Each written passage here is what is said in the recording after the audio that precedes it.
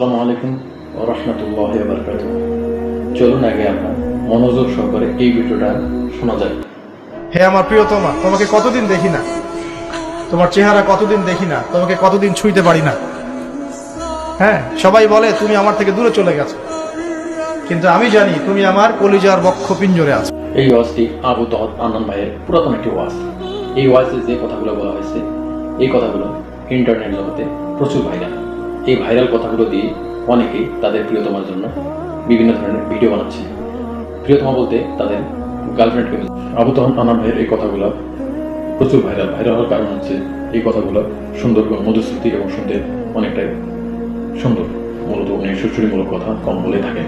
ওনার ওয়াজে এরকম কথা সচরাচর পাওয়া যায় না। তো এই কথাগুলো কাদের উদ্দেশ্য এবং কেন বলেছিলেন এই ব্যাপারে আমরা বিস্তারিত জানার চেষ্টা করবো ইনশাআল্লাহ। হযরত ফাতেমা রাদিয়াল্লাহু তাআলা আনহা ইন্তিকালের বেশ কয়েক মাস পরে হযরত আলীকে অনেকেই বলে, হে আলী, সে তো আর দুনিয়াতে নেই, দুনিয়া থেকে চলে গেছে, সে তো আর জীবিত নেই।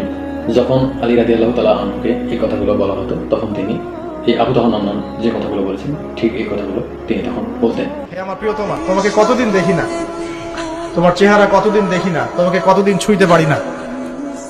হ্যাঁ, সবাই বলে তুমি আমার থেকে দূরে চলে গেছো, কিন্তু আমি জানি তুমি আমার কলিজার বক্ষ পিঞ্জরে আছো। মূলত কথাগুলো হযরত ফাতেমা রাদিয়াল্লাহু তাআলা আনহা এবং আলী রাদিয়াল্লাহু তাআলা আনহুর সম্পর্ক, তাদের ভিতরে যে ভালোবাসা বন্ধন ছিল, এই ব্যাপারে তিনি বলেছিলেন।